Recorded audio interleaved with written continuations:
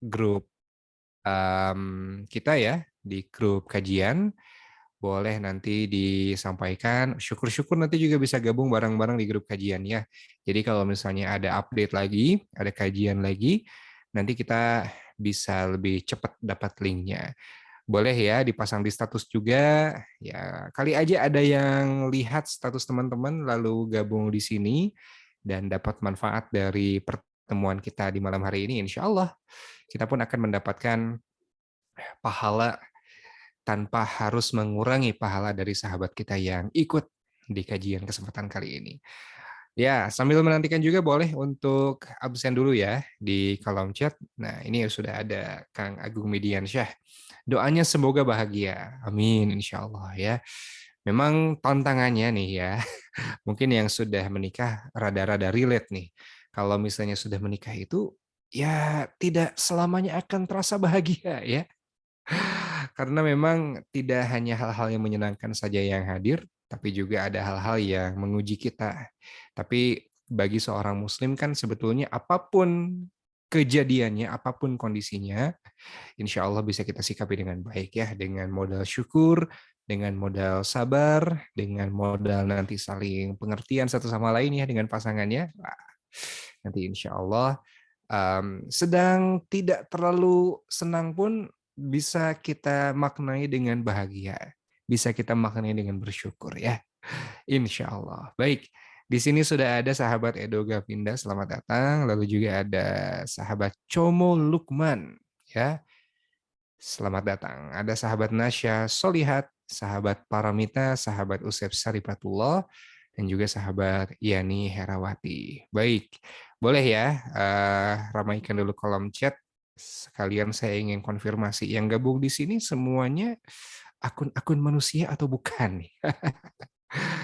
Ya, kita ingin pastikan boleh sambil isi ya, karena banyak juga yang gabung di Zoom tapi orangnya kemana gitu ya.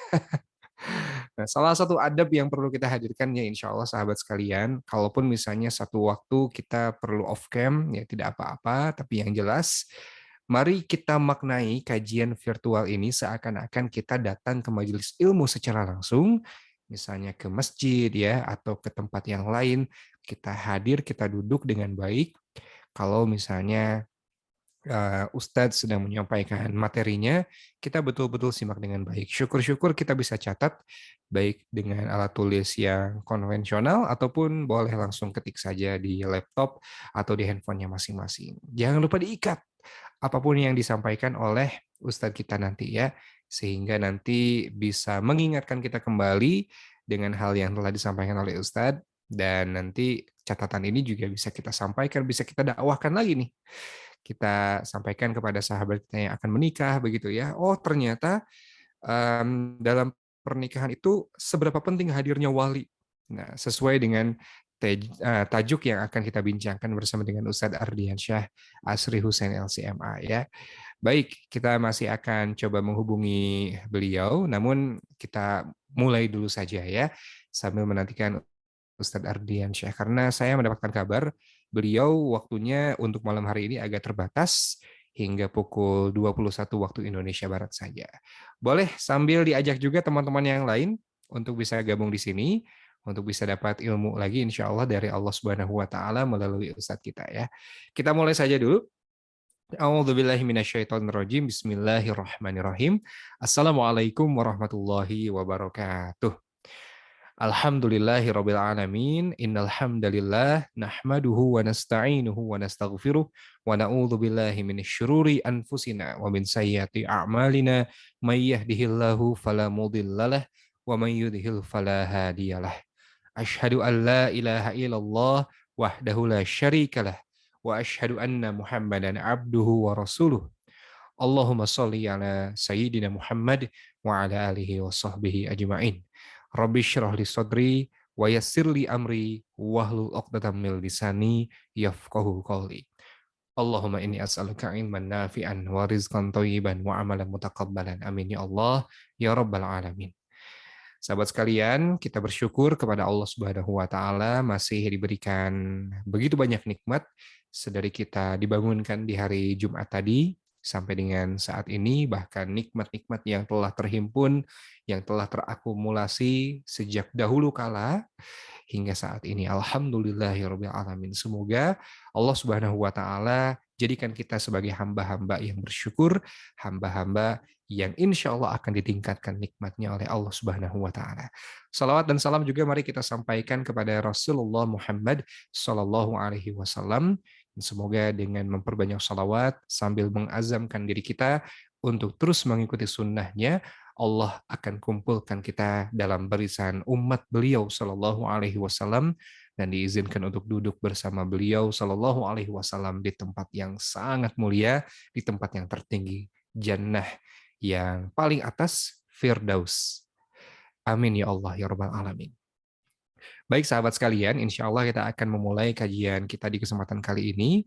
Namun sebelumnya kami ingin sampaikan terlebih dahulu sahabat sekalian bahwa beberapa waktu yang lalu kita sempat mendapatkan kabar duka mungkin di grup sudah sempat disampaikan ya bahwa beberapa hari yang lalu, kalau tidak salah 2 hari yang lalu, ayah mertua dari Ustadz Ardiansyah Asri Hussein LCMA dikabarkan meninggal dunia dan alhamdulillah sudah dimakamkan di Tasikmalaya di kediaman beliau ya, di kampung halaman beliau. Mari kita doakan terlebih dahulu supaya Allah Subhanahu wa taala mengaruniakan kebaikan dalam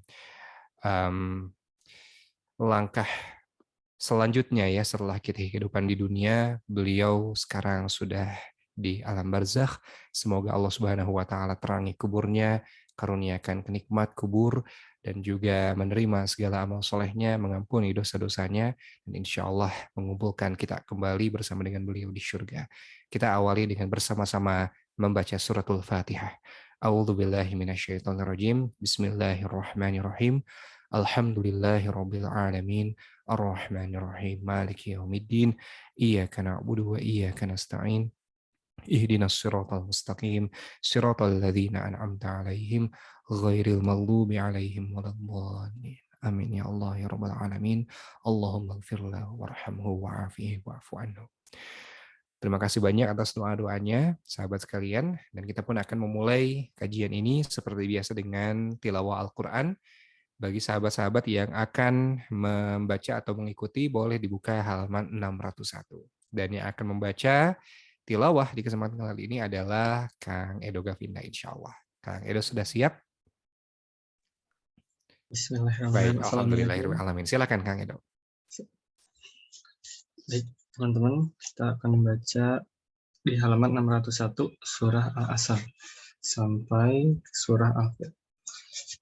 A'udzu billahi minasyaitonir rajim. Bismillahirrahmanirrahim. Wal 'asr innal insana lafi khusr illa allazina amanu wa 'amilus solihati wa tawasaw bil haqqi wa tawasaw bis sabr. Bismillahirrahmanirrahim. Wailul likulli humazatil humazah allazi jama'a malahu 'addadah yahsabu anna malahu akhladah kalla la yumbazanna fil khutamah wa ma adraka mal khutamah narullahil muqadah allati tattali'u 'alal af'idah innaha 'alaihim mu'sadah fi 'amadin mumaddadah. Bismillahirrahmanirrahim. Alam tara kaifa fa'ala rabbuka bi ashabil fil.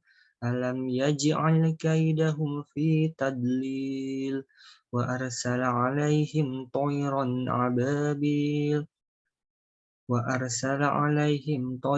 ababil tarmihim bihijaratim min sijil faja'alahum ka'asfin ma'kul. Shadaqallahul azim.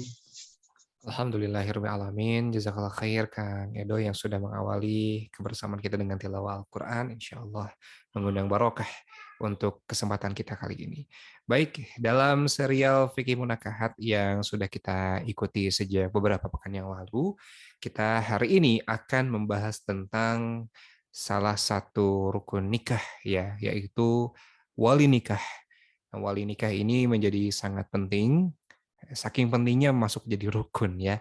Nah, namun boleh jadi masih banyak yang belum tahu. Selain ayah kandung, ketika ayah kandungnya misalnya tidak ada, siapa yang berhak untuk menggantikan wali? Dan sebetulnya kedudukan wali dalam akad nikah atau dalam pernikahan itu sepenting apa? Insya Allah kita akan membahas hal ini bersama dengan Ustadz Ardian Syah Asri Hussein, LCMA. Bagi sahabat yang juga ingin menyampaikan pertanyaan, boleh nanti melalui kolom chat. Nanti silahkan siapkan pertanyaan dari sekarang, dan nanti insya Allah pada waktunya kita akan bahas bersama ya. Mudah-mudahan Ustadz Ardian Syah sudah siap disapa. Ya, Bismillah. Assalamualaikum warahmatullahi wabarakatuh, Ustadz. Baik, nampaknya masih persiapan. Ya, kali ini tadi ya, kita akan membahas seputar tentang wali nikah. Wali nikah ini merupakan salah satu hal yang wajib ada dalam pernikahan ya.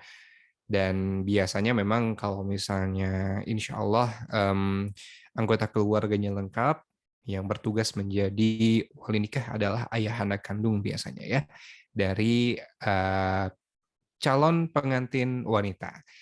Kadang-kadang ada juga kalau misalnya sahabat-sahabat pernah mendengar istilah wali hakim. Nah, kira-kira wali hakim ini berperannya ketika kondisi seperti apa ya?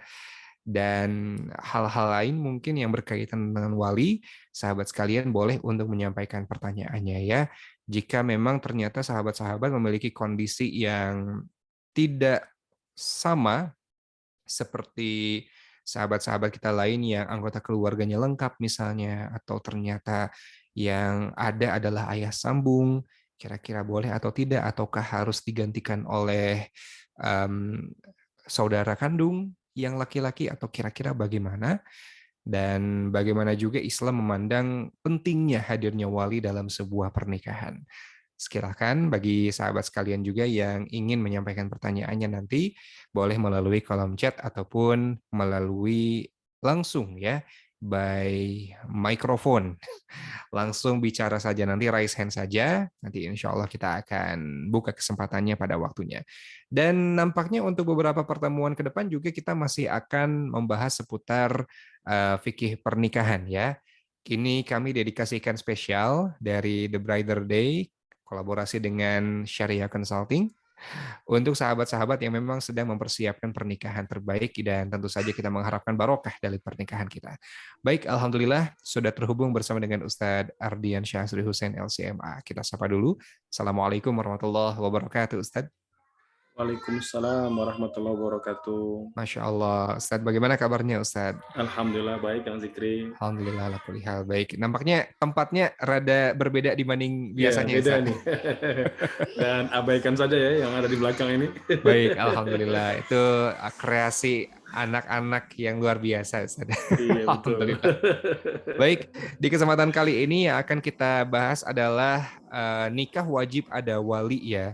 Seperti mungkin yang kita pahami, wali nikah biasanya yang bertugas sebagai wali nikah itu adalah ayah anak kandung, Ustaz ya. Ya, betul. Namun dalam kondisi tertentu biasanya diwakilkan oleh saudara kandung laki-laki, atau kadang-kadang bahkan ada peran wali hakim juga. Nah, mungkin nanti kita bisa bahas ini secara komprehensif Ustaz ya.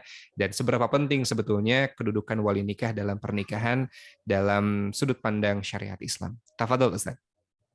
Ya, baik. Turun Kang Zikri, auzubillahi minasyaitonirrajim. Bismillahirrahmanirrahim. Alhamdulillahirabbil alamin wa kafa wassalatu wassalamu ala nabiyil mustafa. Asyhadu an la ilaha illallah wahdahu la syarikalah wa asyhadu anna Muhammadan abduhu wa rusuluhu la nabiyya ba'da. Allahumma shalli wa sallim wa an'im wa akrim ala hadzal nabiyil karim Muhammadin sallallahu alaihi wasallam wa ala alihi wa sahbihi ajmain. Sahabat-sahabat yang dimuliakan Allah, Assalamualaikum warahmatullahi wabarakatuh. Waalaikumsalam warahmatullahi wabarakatuh. Alhamdulillah, kita mengucap syukur kepada Allah Subhanahu wa Ta'ala pada malam hari ini dengan izin dan taufik darinya kita bisa bertemu ya di suasana yang boleh jadi kita masih berkabung ya dengan musibah yang menimpa saudara kita yang ada di Cianjur secara khusus ya, dan umumnya mungkin di beberapa kota di Indonesia ya. Maka kita senantiasa berharap bahwa musibah yang Allah timpakan itu dalam rangka menaikkan derajat kita, kemuliaan kita di sisi Allah Subhanahu wa Ta'ala. Amin, Allahumma amin. Dan terima kasih kepada Kang Zikri dan sahabat-sahabat sekalian yang sudah mengirimkan doa kepada ayahanda yang wafat ya 3 hari yang lalu. Dan tentu saya selaku bagian dari keluarga ingin mengucapkan ribuan terima kasih kepada antum dan antuna sekalian, baik langsung atau tidak langsung, yang sudah ikut mendoakan almarhum ya. Dan kita berharap semoga menjadi amal soleh untuk kita semua.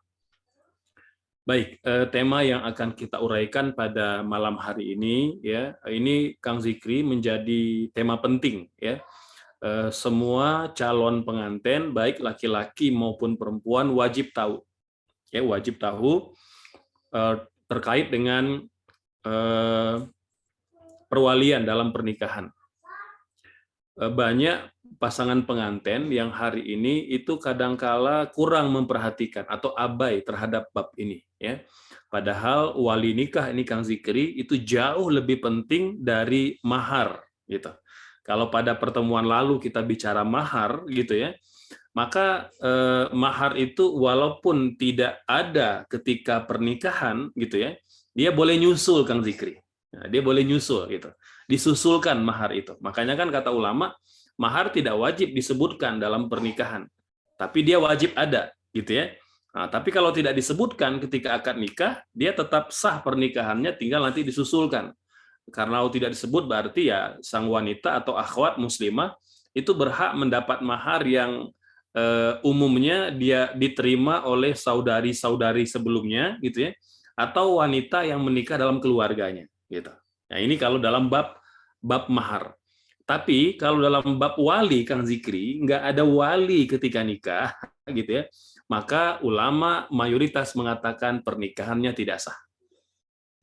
Dan kalau seandainya dia tetap menjalani hubungan suami istri yang tidak sah itu, maka dia dianggap berzina sepanjang dia menggauli wanita atau laki-laki yang konon menjadi suaminya atau istrinya pada pernikahan itu, gitu ya.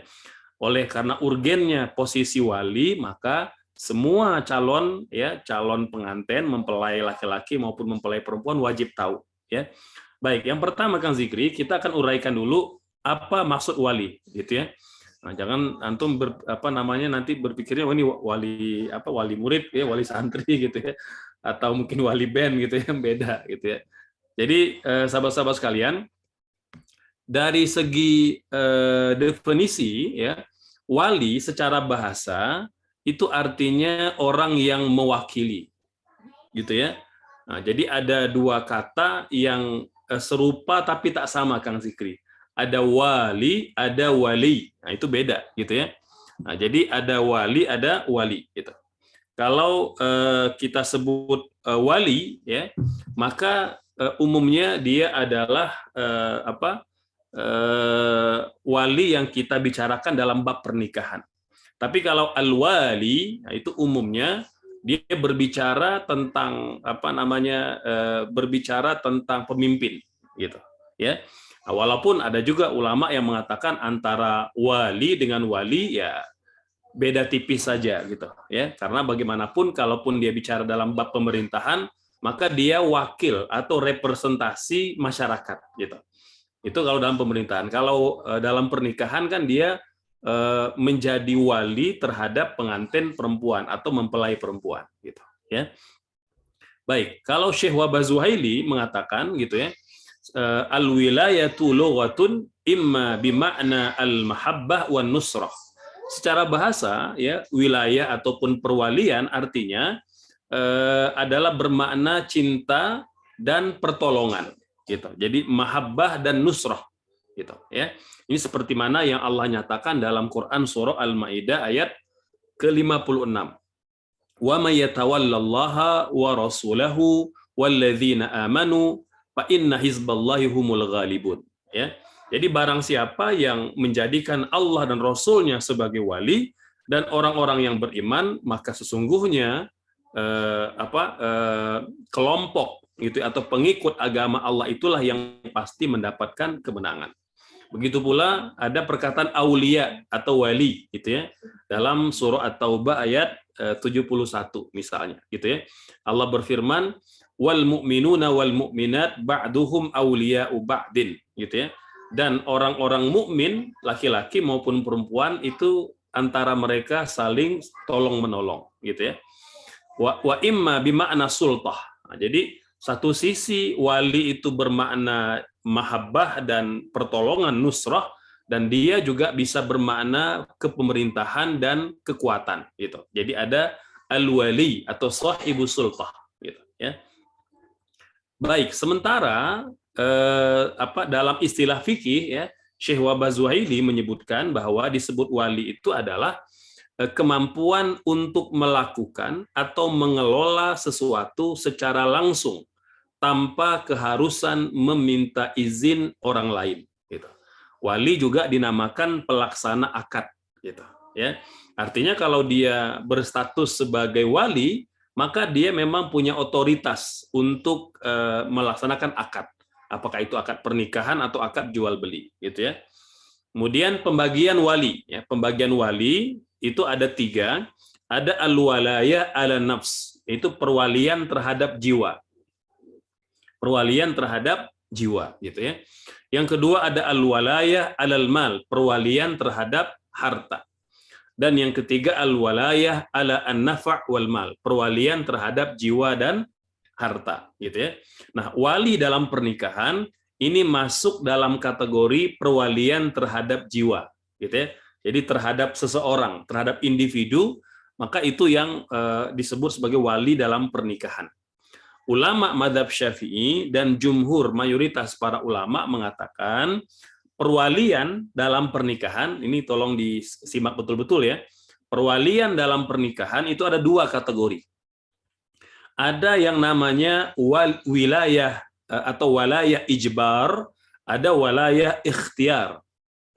Walayah ijbar artinya perwalian yang dapat menikahkan anak perempuan yang masih gadis dengan paksa atau tanpa melalui persetujuannya. Gitu, ini wali ijbar. Gitu ya. Nah, hak perwalian ini Kang Zikri dan sahabat sekalian, itu hanya dimiliki oleh 2 orang saja Kang Zikri. Nggak ada yang lain. Yang pertama ayah dan yang kedua kakek. Ini 2 orang ini itu punya walayah ijbar. Dia boleh memaksa seorang perempuan yang masih gadis ya, karena kalau janda nggak boleh gitu. Jadi wilayah ijbar ini adalah otoritas seorang ayah atau kakek yang boleh memaksa seorang perempuan menikah. Gitu ya. Yang kedua ada walayah ikhtiar. Ini perwalian yang diberikan kepada wali asabah. Artinya selain ayah dan kakek, untuk menikahkan seorang perempuan ya janda yang sudah pernah menikah gitu ya. Nah, jadi artinya walayah ikhtiar ini ya boleh jadi seorang janda itu meminta selain ayah atau kakeknya, atau dia meminta wali hakim. Itu boleh kalau dia berstatus sebagai janda gitu ya. Baik. Hukum wali nikah. Ya, apa sebenarnya status wali nikah? Apakah boleh menikah tanpa wali atau tidak? Nah, terkait hal ini Syekh Wahbah Zuhaili menyebutkan setidaknya ulama punya 2 pendapat. 2 pendapat terkait dengan perwalian, ya. Kalau jumhur mayoritas para ulama ya artinya dari madhab Maliki, Syafi'i atau Hambali mengatakan pernikahan wajib adanya wali gitu. Jadi mewajibkan keberadaan seorang wali nikah. Sementara ulama mazhab Hanafi berpandangan tidak wajib dalam pernikahan. Ya. Nah, walaupun nanti kita akan rinci ya. Jadi apa yang dimaksud oleh mazhab Hanafi tidak wajibnya wali dalam pernikahan. Nah, ini biar tidak salah paham ya. Karena maksud dari mazhab Hanafi tidak wajibnya wali dalam pernikahan itu dalam kondisi misalnya seorang janda satu gitu ya, atau seorang gadis gitu, maka dia boleh menikah tanpa melibatkan wali dalam kondisi memang dia betul-betul sudah matang. Itu dianggap matang, wanitanya dewasa dan tidak akan memilih laki-laki sembarangan.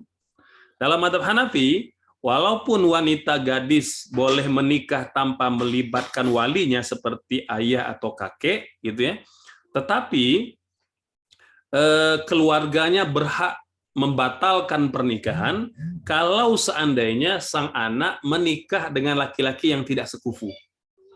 Nah, jadi ada catatannya, ada note-nya gitu ya. Nah, nanti kita akan rinci ya terkait hal ini. Baik.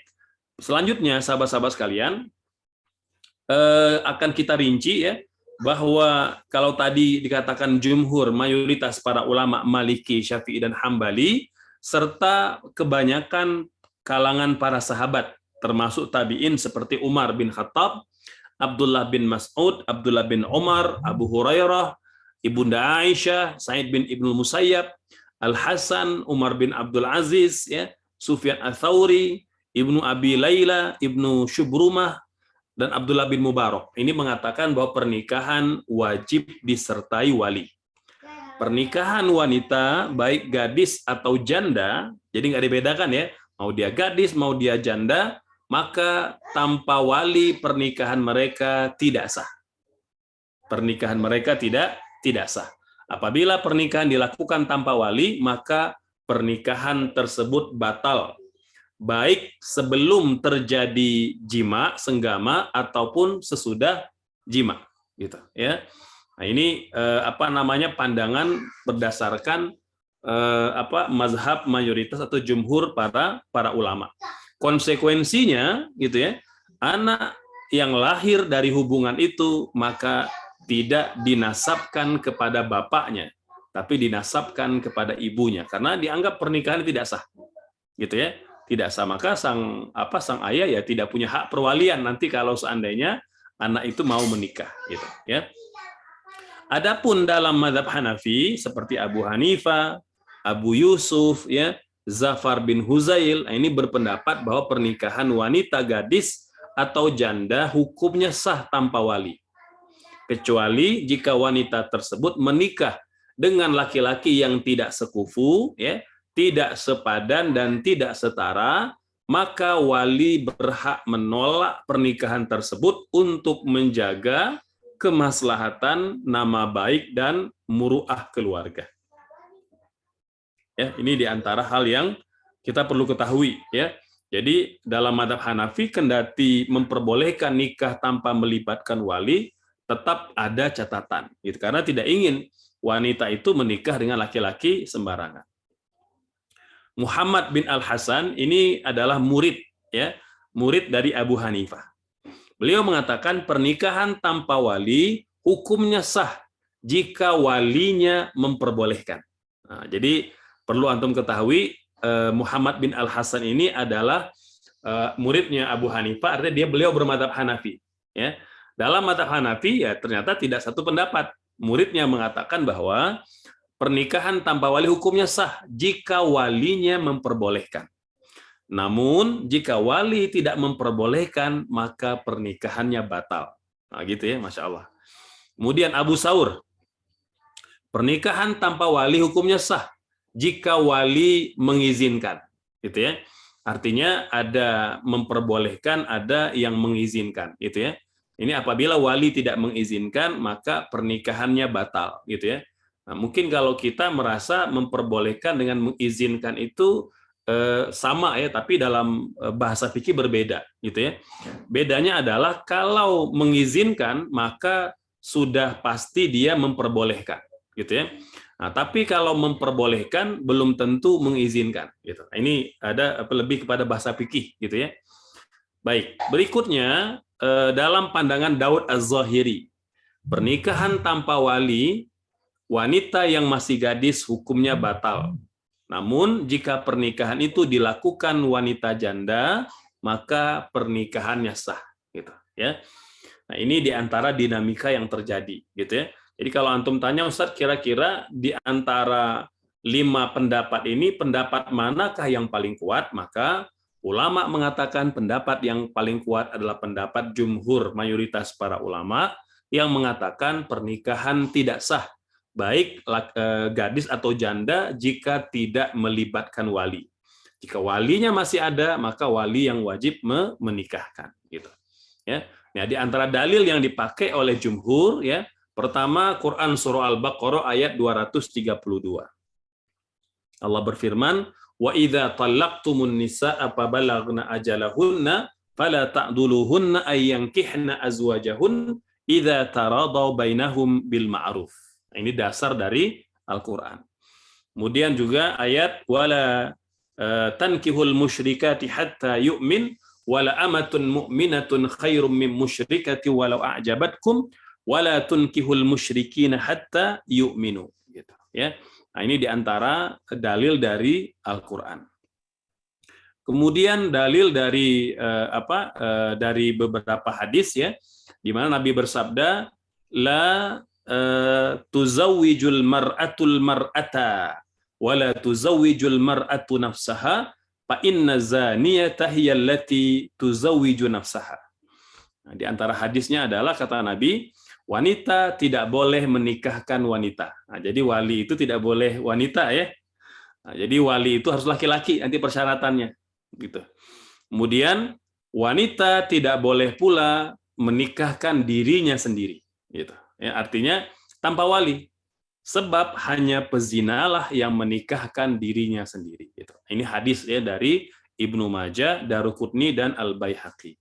Kemudian Nabi juga bersabda, la nikaha illa biwaliyin, ya, tidak sah pernikahan tanpa disertai wali.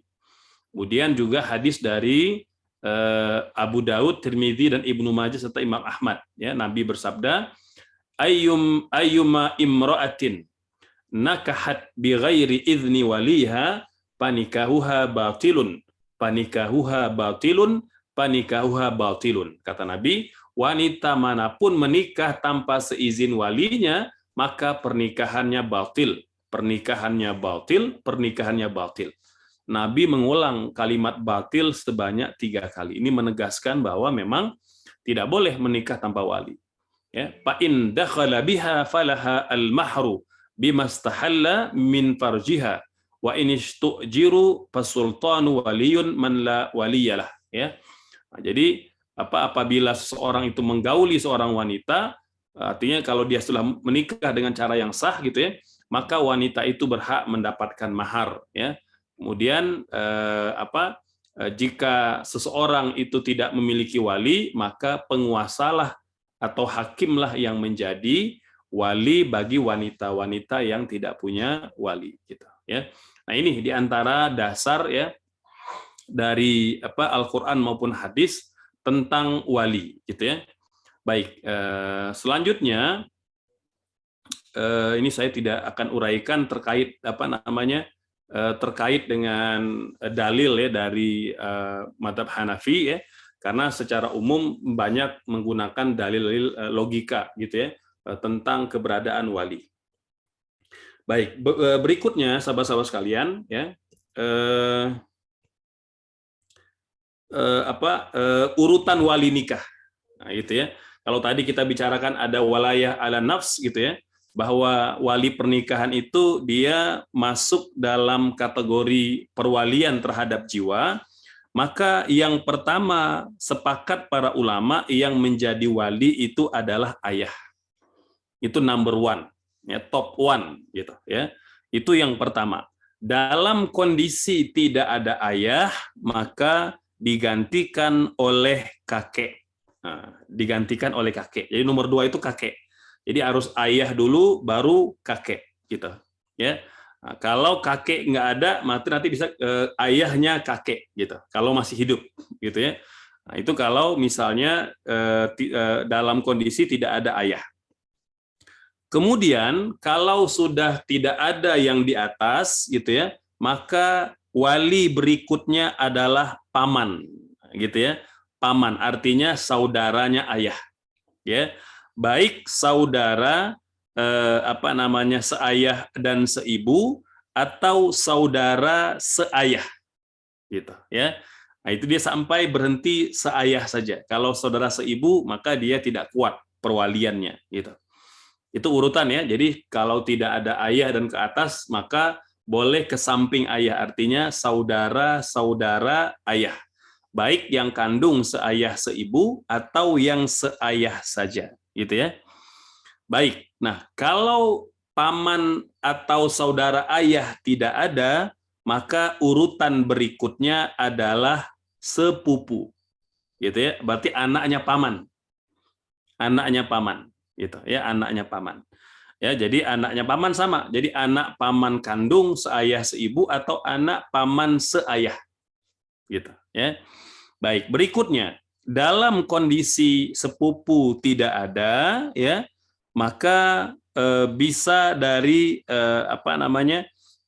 bisa dari saudara laki-laki. Jadi kalau perempuan dia punya saudara laki-laki, baik di atasnya atau di bawahnya, berarti itu kakak atau adik gitu ya, maka boleh. Nah, dalam kondisi sepupu nggak ada, sepupu nggak ada, maka boleh saudara, gitu ya. Jadi kakak laki-laki, kandung atau seayah, gitu ya.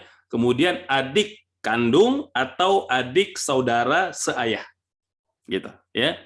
Nah ini kalau misalnya yang sepupu tidak ada, kemudian saudara baik kakak atau adik itu juga tidak ada, ya, maka yang menjadi wali berikutnya adalah anak kalau dia janda, gitu ya. Kalau dia janda punya anak, gitu ya, maka anak laki-lakinya itu boleh menjadi wali nikahnya.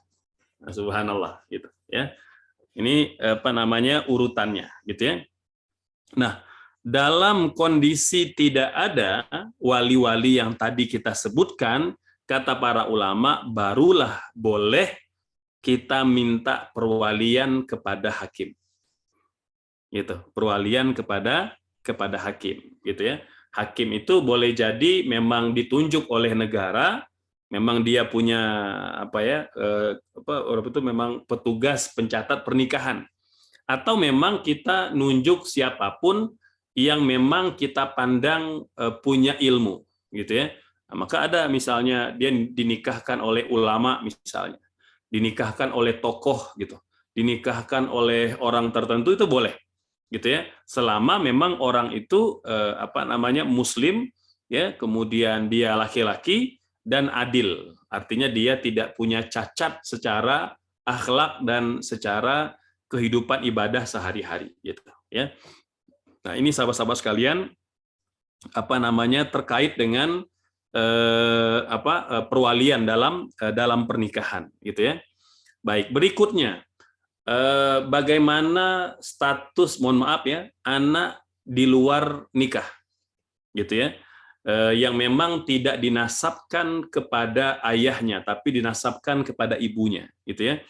Pertama, antum perlu tahu ya, ulama sepakat seorang wanita hamil baik dihamili, dia itu boleh menikah. Jadi wanita yang sedang hamil gitu ya, itu boleh menikah. Dan sah pernikahannya, baik dia menikah dengan laki-laki yang menghamilinya atau tidak. Itu sepakat dulu para ulama, pernikahannya sah. Hanya ulama berbeda pendapat tentang status anaknya. Gitu ya. Mayoritas para ulama mengatakan bahwa ketika pernikahan itu terjadi setelah hubungan, ya, artinya setelah wanita itu hamil, maka anaknya tidak dinasabkan kepada ayah biologisnya itu. Ya, artinya karena tidak dinasabkan, maka dia tidak berhak menjadi wali nikah. Kalau dia anak perempuan, gitu ya. Termasuk nanti kalau dia juga punya saudara laki-laki, maka saudaranya itu juga tidak bisa menjadi wali nikahnya. Dan mereka, tolong diingat ya, mereka tidak saling mewarisi. Jadi kalau ayah biologisnya wafat, maka anaknya anak biologisnya itu tidak mewarisi harta ayahnya, begitu pula sebaliknya, karena mereka tidak punya nasab sama sekali. Ini pandangan jumhur mayoritas para ulama, gitu ya. Nah, orang ini artinya karena sudah terputus peluang dia menjadi wali nikah, maka dia boleh meminta kepada wali hakim atau petugas pencatat pernikahan, gitu ya. Al-Imam Syafi'i rahimahullah ini punya pandangan berbeda. Ya. Jadi beliau melihat umur kelahiran bayi, gitu ya. Kalau anak perempuan itu dilahirkan 6 bulan ya setelah pernikahan, maka nasabnya kepada bapaknya.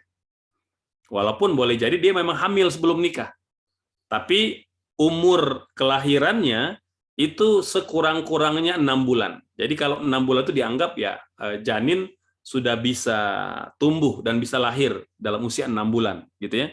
Nah, kata Imam Syafi'i, kalau usia janin 6 bulan dari dia lahir dari waktu dia lahir itu ditarik mundur ke usia pernikahan ayah ibunya, maka nasab anaknya sah kepada bapaknya. Maka layak menjadi wali nikah dan saling mewarisi. Tapi kalau kurang dari 6 bulan, maka dia tidak dinasabkan kepada bapaknya, tapi dinasabkan kepada ibunya, seperti mana yang tadi kita jelaskan merupakan pendapat jumhur mayoritas para ulama. Gitu, ya. Baik, mungkin demikian Mas Zikri sebagai pengantar dulu ya. Mangga kita persilakan antuna sekalian yang mau bertanya seputar wali nikah. Mangga, fadhol. Baik, alhamdulillah. Terima kasih banyak Ustadz untuk penjelasannya, cukup lengkap, alhamdulillah. Bagi sahabat sekalian yang ingin menyampaikan pertanyaannya, boleh langsung saja disampaikan di kolom chat ya. Tidak harus tentang wali nikah, bisa juga tentang persiapan lain yang perlu diperhatikan sebelum menikah.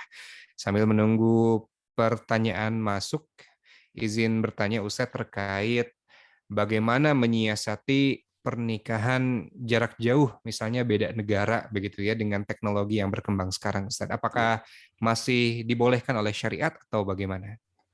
Ya, baik, Kang Zikri dan sahabat-sahabat sekalian, pernikahan jarak jauh tetap bisa terjadi dengan beberapa cara. Yang pertama, masing-masing pihak menunjuk wakil, gitu ya. Jadi pernikahan tetap terjadi, Kang Zikri. Ada pihak yang dinikahkan. Kan misalnya kalau laki-laki yang berhalangan hadir, maka laki-laki menunjuk wakilnya, mungkin ayahnya, mungkin saudara laki-lakinya, mungkin siapa yang ditunjuk. Jadi pas hari H yang dinikahkan itu adalah wakilnya, gitu. Jadi wakil bagi orang yang tidak bisa hadir, gitu. Begitu pula perempuan, gitu ya. Kalau perempuan yang tidak bisa hadir bisa diwakilkan, misalnya ibunya mewakilkan bahwa saya akan menikahkan putri saya, tapi dia tidak bisa hadir, maka diwakilkan kepada ibunya, itu boleh, gitu ya. Bahkan kedua-duanya kan zikri boleh. Misalnya di hari H itu laki-lakinya nggak bisa hadir, perempuan nggak bisa hadir, maka yang dipertemukan itu wakil dari masing-masing pihak, gitu. Wakil dari masing-masing pihak, gitu ya. Nah, jadi nanti ketika sebelum dinikahkan nanti akan dibacakan dulu, ada namanya semacam disclaimer atau semacam declare dulu bahwa yang bersangkutan itu hanya wakil saja, bukan dia yang dinikahkan, tapi dia hanya wakil saja, ya, bahwa si fulan telah mewakilkan saya untuk melakukan proses akad nikah, baik dari mempelai laki-laki atau dari mempelai perempuan atau dari kedua-duanya. Nah, ini Kang Zikri terkait dengan nikah jarak jauh, gitu ya. Jadi tetap pernikahannya ya ada yang dinikahkan, gitu ya. Nah, itu ulama sepakat.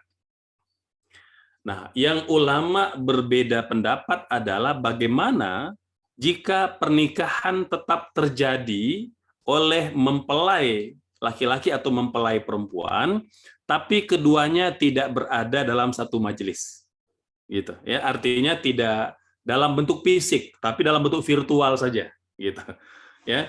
Nah, jadi misalnya yang menikahkan atau laki-lakinya ada di luar negeri, mungkin lagi ada di Belanda, yang akhwatnya ada di Indonesia, gitu. dan ijab kabulnya terjadi secara online, secara virtual. Nah, ini ulama berbeda pendapat, gitu ya. Sebagian besar ulama menolaknya. Ya, mengapa? Karena dalam pernikahan ini, Kang Zikri, dia sesuatu yang agung ya, sesuatu yang mulia, sesuatu yang tinggi, gitu. Maka tidak tidak boleh diabaikan atau tidak boleh kita mudah-mudahkan, karena bimbang nanti ya terjadi manipulasi atau terjadi sesuatu yang tidak diinginkan di belakang hari, karena kan tidak bertemu, Kang Zikri, gitu ya. Walaupun kan berbeda halnya dengan konteks akad jual beli, gitu ya. Akad jual beli kan boleh online kata para ulama, gitu ya. Nah, jadi tidak harus satu majelis, gitu ya. Nah, jadi sementara kalau akad pernikahan walaupun dia sama-sama akad, gitu ya, akad transaksi lah gitu kira-kira ya. Nah, tetapi dia bukan komersil gitu ya, tapi untuk tujuan yang mulia. Pernikahan itu kan mempertemukan dua anak manusia, dua anak Adam dalam bingkai pernikahan untuk mencapai takwa gitu. Karena ikatannya sangat agung, maka kata para ulama sangat sangat tidak dibenarkan kalau pernikahan itu tidak berada dalam satu majelis gitu. Nah, jadi beda kalau memang tidak ada alternatifnya atau tidak ada solusinya. Ini sudah ada solusi, Kang Zikri. Jadi pernikahan tetap bisa berlangsung gitu ya. Tetapi dia tidak dilakukan secara online gitu ya. Walaupun mungkin ada fasilitasnya, kan artinya yang dinikahkan itu ya wakilnya. Mungkin nanti live ya ditonton oleh oleh mempelai laki-laki, itu boleh-boleh saja. Tapi untuk prosesi akad nikahnya tetap yang harus terlibat itu adalah wakilnya gitu. Jadi dia hadir di majelis itu gitu, walaupun sebagai wakil. Oh iya. Gitu kan Zikri, wallahualam. Baik, kuncinya adalah meskipun misalnya terpisah, wakilnya itu satu majelis ya dengan wali nikahnya begitu pas akad satu nikah. majelis dengan wali nikah, Kang Zikri. Baik, alhamdulillah. Terima kasih banyak Ustadz. Sambil menunggu lagi, ini kebetulan saya juga sering menjadi pembawa acara pernikahan Ustadz, dan Masya salah Allah. satu isu yang sering muncul itu adalah ketika tanggal cantik Ustadz, Ya. KUA itu full begitu, sehingga harus bertugas di beberapa acara. Ya. Berimbas terhadap salah satu acara yang harus menunggu dulu KUA-nya hadir, sehingga sampai-sampai sempat acaranya itu terhenti dulu. Nah, sebetulnya Ustadz, apakah kalau misalnya rukun nikahnya sudah komplit, ada wali nikah, ada saksi, ada calon mempelai begitu ya, apakah sebetulnya bisa langsung dilangsungkan saja akad nikahnya sambil nanti menunggu KUA hadir, atau memang kehadiran penghulu itu menjadi sesuatu hal yang sangat penting sehingga perlu langsung dipandu begitu Ustadz? Ya, baik Kang Zikri. Jadi sebenarnya dia tidak wajib, dia tidak menjadi bagian dari rukun pernikahan. Kalau memang misalnya dilihat ada keterlambatan gitu ya dan kendala, maka boleh dinikahkan, Kang Zikri. Jadi tetap wali yang menikahkan, nanti saksi gitu ya. Maka nanti petugas pencatat pernikahan ya menyusul saja untuk data-data dan administrasinya gitu ya. Nah, jadi kan sama juga yang menikah, mohon maaf, di gereja, menikah di masjid, menikah di kampung, atau menikah oleh ulama gitu ya. Itu kan biasanya dia sah dulu secara agama, maka nanti secara negara didaftarkan, nah gitu ya, dicatatkan, Kang Zikri gitu ya, karena memang pencatatan pernikahan itu kan dalam rangka melindungi, itu kan ijtihad para ulama kita untuk melindungi hak kedua belah pihak, baik mempelai suami atau istrinya gitu ya. Nah, jadi secara fikih maka sah, Kang Zikri, kalau dia memang mau menikah tanpa kehadiran petugas pencatat pernikahan atau KUA gitu.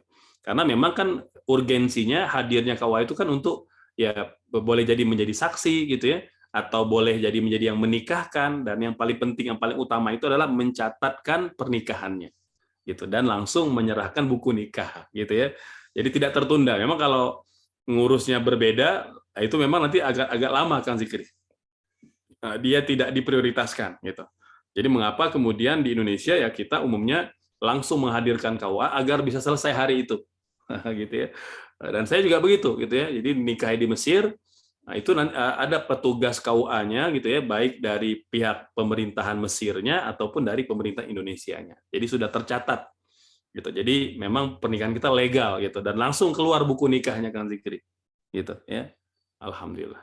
Oh, berarti kalau di Mesir KUA-nya tugas dua negara nih Ustadz ya, dari Tugas dua Indonesia dan negara, juga betul, Mesir ya. betul. Masya Allah, tabarakallah. Baik, baik. Mohon izin tadi Ustadz, masih menunggu pertanyaan ya. Jadi bagi sahabat yang ingin menyampaikan pertanyaan, insya Allah masih ada waktu. Nah, ini terkait tentang ayah sambung Ustadz. Ya, Apakah ayah sambung juga bisa atau berhak untuk menjadi wali nikah? ya. Baik, sahabat-sahabat sekalian, jadi ayah sambung maka dia bukan apa namanya, bukan wali ya atau tidak berhak jadi wali nikah. Gitu ya. Karena memang mereka tidak punya hubungan nasab. Gitu ya. Dan tidak saling mewarisi. Nah, ini perlu catat ya. Anak tiri, ayah tiri ya, maka mereka tidak saling mewarisi harta gitu. Jadi kalau ayah tiri wafat, anak tiri tidak mewarisi hartanya. Kalau anak tiri wafat, ayah tiri tidak mewarisi hartanya. Karena tidak saling mewarisi, maka juga tidak menjadi atau tidak berhak menjadi wali nikah. Jadi yang berhak jadi wali nikah itu memang yang punya hubungan nasab, yang punya hubungan darah. Gitu. Itu kan Zikri. Baik, baik. Alhamdulillah. Sudah semakin jelas ya. Selanjutnya Ustadz, berkaitan dengan pembahasan yang terakhir disampaikan Ustadz tentang anak yang lahir melalui hubungan di luar pernikahan Ustadz.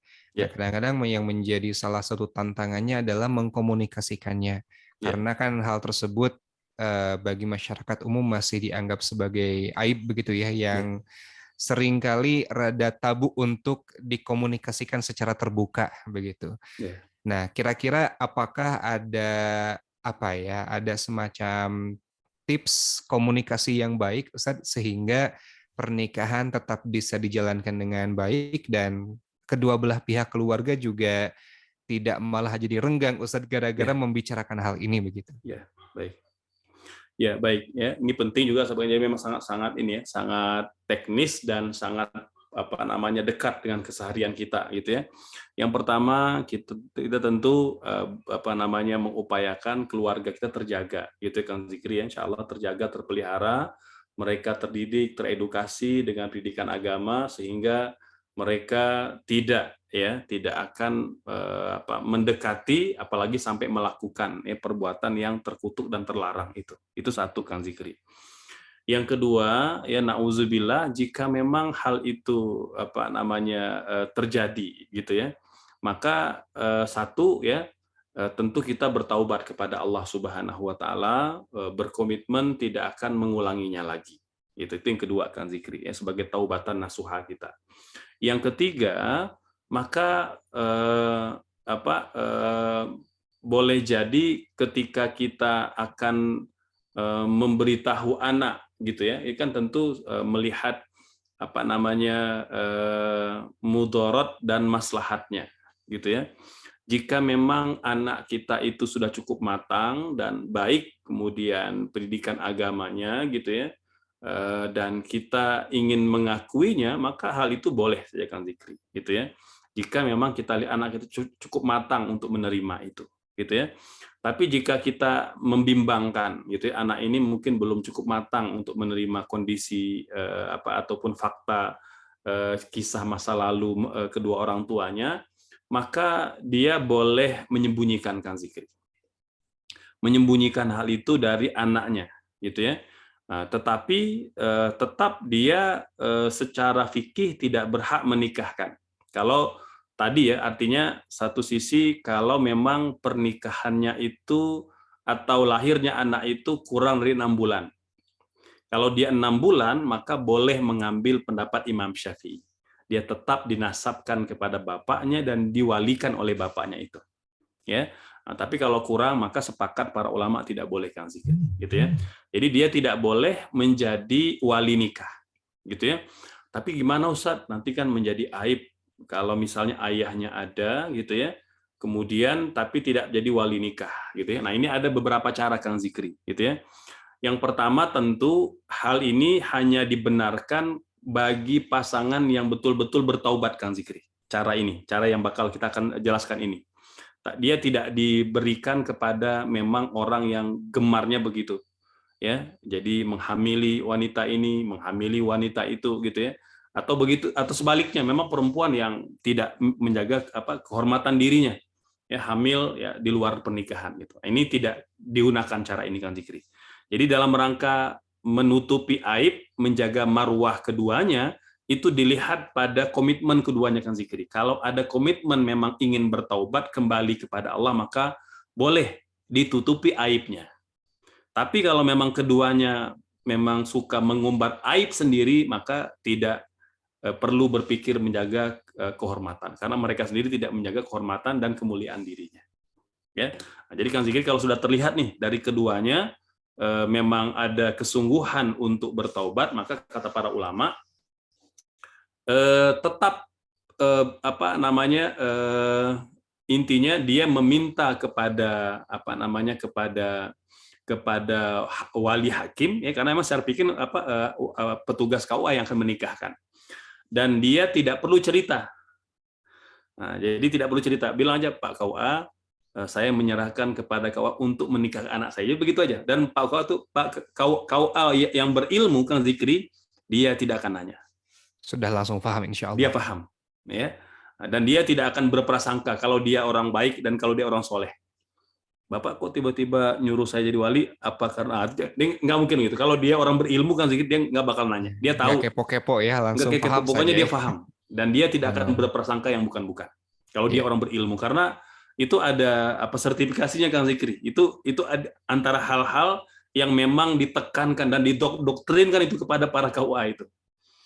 Nah, jadi kalau dia berilmu dan dia paham, maka dia tidak akan bertanya gitu. Dia akan terima tugas itu sebagai, karena memang seorang ayah kandung pun boleh, Kang Zikri, menunjuk orang sebagai wakilnya. Itu boleh.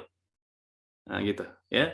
Nah, mungkin karena ayahnya punya keterbatasan gitu ya, atau punya masalah, mungkin khawatir tidak sanggup menikahkan, atau khawatir tidak lancar pengucapannya, boleh dia menyuruh orang lain sebagai wakil, itu boleh. Itu cara pertama, Kang Zikri. Jadi ketika diserahkan kepada KUA, maka ya orang paham, ternyata memang boleh jadi ayahnya hadir, tapi dia nyuruh KUA yang menikahkan. Gitu. Ini cara pertama, gitu ya. Atau cara kedua, Kang Zikri, ayah biologis itu boleh menikahkan, gitu ya. Nah, ini tapi tentu dia membuka rahasia kepada KUA. Gitu ya, Pak KUA, saya sejujurnya dulu ketika anak ini lahir, kami melakukan hubungan di luar pernikahan. Ya, jadi sebelum nikah dia telah hamil dulu gitu. Nah, tapi dalam rangka menjaga aib keluarga, saya mohon izin Pak KUA untuk bisa menyerahkan perwalian kepada saya. Nah, jadi terbalik, Kang Zikri. Jadi dia minta. Memang tadi kan dalam kondisi itu kan memang yang berhak jadi wali adalah penguasa ataupun petugas pernikahan. Nah, tapi karena ayahnya ingin menutupi aib, jangan sampai orang tahu nih. Karena kalau tiba-tiba nunjuk kan mungkin orang akan berprasangka. Maka boleh nanti dia minta kepada KUA untuk nunjuk ayah biologisnya sebagai wali hakim, sebagai wakil dari hakim. Dan dia tidak akan ngomong nanti, karena bapak itu nggak ngomong, itu dia kan nggak akan cerita gitu ya, dan langsung aja. Pokoknya tetap jadi akad penyerahan itu hanya antar mereka berdua saja, Kang Zikri, antara petugas KUA dengan bapak biologisnya. Maka tetap ketika akad nikah, maka dia yang menjadi walinya, gitu ya. Nah, jadi sebagai orang yang diwakilkan oleh petugas KUA. Ini kalau seandainya dari mempelai laki-laki ataupun keduanya itu terlihat kesungguhan untuk bertaubat, sehingga mereka layak dimuliakan, layak ditutupi aibnya. Gitu. Wallahu a'lam. Baik, alhamdulillah. Ini ilmu yang baru diketahui nih, Ustadz. Masya Allah, terima kasih banyak. Masih ada beberapa pertanyaan, Ustadz, dari sahabat kita yang izin tidak disebutkan namanya. Ingin mendapatkan penjelasan, Ustadz. Maksud dari menikah dengan yang sekufu itu bagaimana penjelasannya, Ustadz? Ya, baik. Ya, sahabat-sahabat sekalian, jadi sekufu itu kan artinya setara. Setara. Ya, setara ini baik dari segi agama, kemudian dari segi fisik, ya, atau dari segi non fisik, gitu, ya. Dari segi agama jelas, Kang Zikri, ya. Jadi kata ulama memang ya Muslim ya harus Muslim lagi menikahnya, gitu ya. Nah, jadi tidak boleh menikah beda agama. Ya, walaupun kemudian jumhur mengatakan laki-laki Muslim boleh menikah dengan wanita non muslimah, tetap lebih utama menikah dengan wanita muslimah. Gitu ya. Tapi kan kalau sebaliknya tidak. Kalau sebaliknya laki-laki non muslim itu haram menikah dengan wanita muslimah sampai dia bersyahadat. Itu kalau wanita muslimah, gitu ya. Nah, tapi kalau laki-laki muslim menikah dengan non muslimah itu sebagian besar ulama memperbolehkan, meskipun tetap lebih utama menikahi wanita muslim, gitu ya. Nah, ini Kang Zikri terkait dengan terkait dengan sekufu dalam bab agama. Yang kedua dari segi fisik, gitu ya. Nah, segi fisik tentu sangat sangat subjektif, gitu ya. Artinya mengapa memang Nabi menyuruh mempelai laki-laki itu melihat calon mempelai perempuannya. Karena memang yang berhak memilih itu laki-laki. Tapi tidak berarti wanita tidak berhak untuk menetapkan pilihan. Boleh kalau memang dia tidak cocok. Gitu ya. Karena memang dalam bab fisik ini, walaupun dia subjektif, Kang Zikri, ya sahabat-sahabat sekalian, dia tetap menunjang langgengnya pernikahan. Langgengnya pernikahan, gitu ya. Dan di antara sebab Zainab nanti meminta khulu, ya, gugat cerai terhadap suaminya Zaid, itu beberapa asar menyebutkan lantaran fisik, gitu ya. Nah, jadi Zaid ini kan laki-laki yang tidak begitu tampan, gitu kira-kira, gitu ya. Yang artinya dalam pandangan umumnya wanita-wanita Arab, gitu ya, itu dianggap ya secara fisik tidak tampan lah, gitu kira-kira, gitu ya. Nah, sementara memang Zainab itu di antara wanita Madinah, gitu ya, yang memang secara fisik cantik, gitu ya. Nah, jadi dan ketika ditanya mengapa engkau minta cerai, itu di antara sebabnya, ya, aku sudah tidak mencintainya lagi, atau tidak ada hal yang membuat aku bisa bertahan bersama dengannya. Nah, ini yang menurut kata para ulama di antara sebab yang mendorong mengapa Islam juga sangat memperhatikan kufu dari aspek fisik. Jadi, walaupun dia sangat subjektif, ya, nah, tapi dia bisa dipertimbangkan, gitu ya.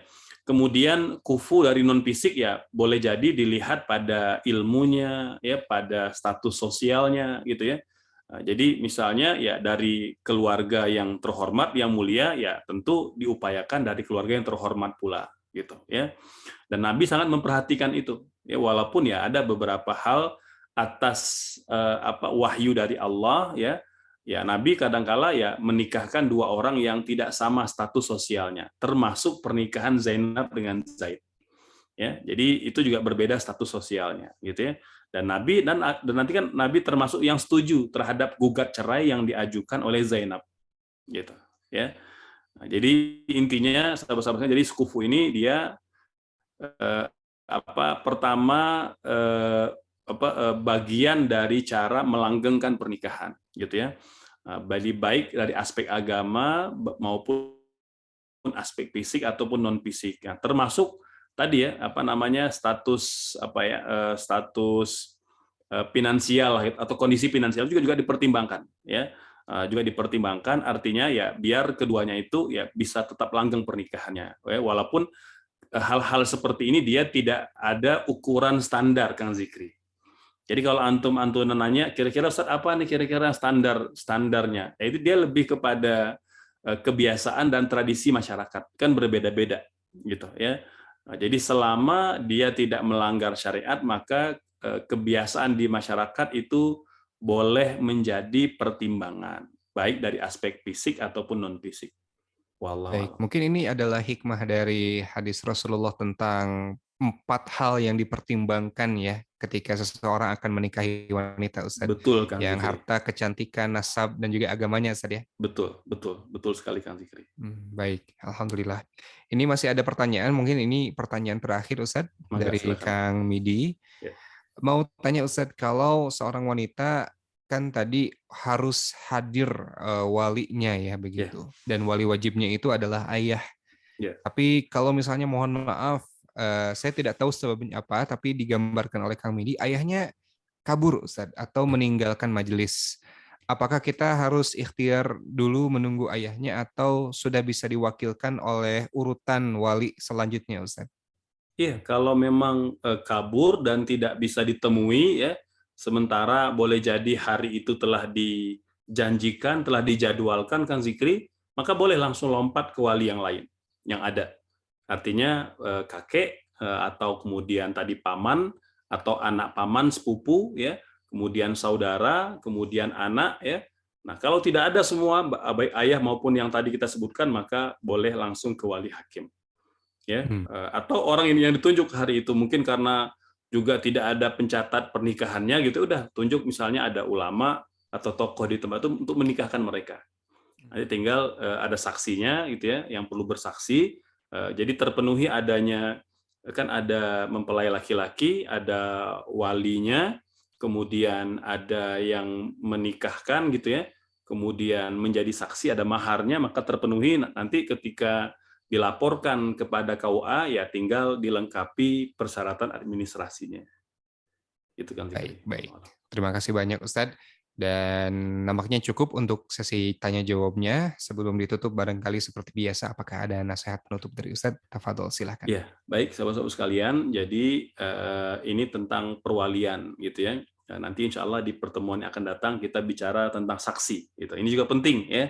Nah, saksi ini kan kadang-kala Kang Zikri itu kadang juga diabaikan gitu ya. Padahal saksi ini juga menjadi penting gitu ya. Jadi urgen dalam pernikahan. Tidak sah pernikahan kalau tanpa saksi. Dan saksi tidak boleh sembarangan. Memilihnya harus orang yang qualified gitu ya. Maka nanti apa aja detailnya kita akan sampaikan pada pertemuan yang akan datang. Maka pada perjumpaan yang malam hari ini, jadi kata kunci yang sangat penting yang perlu Ana sampaikan adalah bahwa pendapat yang muktamad, meski tadi ada beberapa dinamika yang terjadi di kalangan para ulama terkait adanya wali dalam pernikahan, namun pendapat yang muktamad di kalangan ulama Ahlus Sunnah, wali itu wajib, baik yang menikah itu gadis ataupun janda ya. Maka tentu ya Ana menyarankan kepada antum semua, selama wali kita masih hidup ya, tidak harus ayah, boleh jadi karena sebab-sebab tertentu maka kita boleh menunjuk wali yang lain, termasuk Kang Zikri, ayah juga bisa hilang hak perwaliannya ya gitu ya.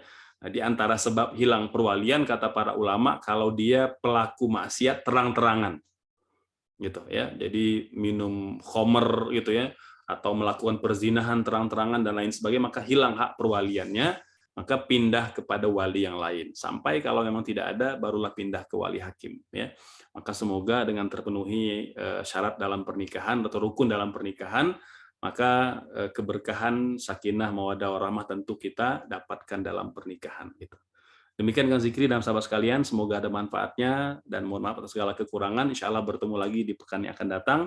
Sekaligus mohon pamit Kang Zikri dan tak lupa juga mohon tetap didoakan dan insya Allah kita saling mendoakan dalam kebaikan dan ketakwaan dan semoga juga kita diberikan husnul khotimah insya Allah. Amin insya Allah. Amin, Allahumma amin. Wassalamualaikum warahmatullahi wabarakatuh.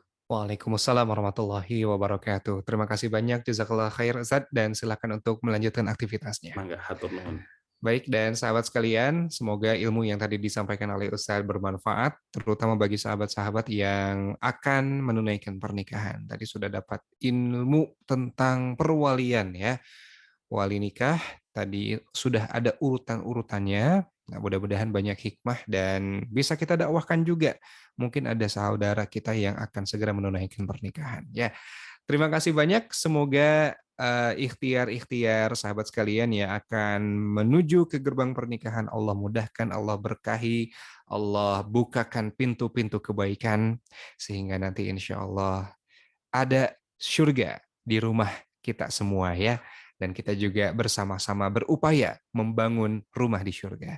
Subhanakallahumma wa bihamdika asyhadu an la ilaha illa anta astaghfiruka wa atubu ilaik.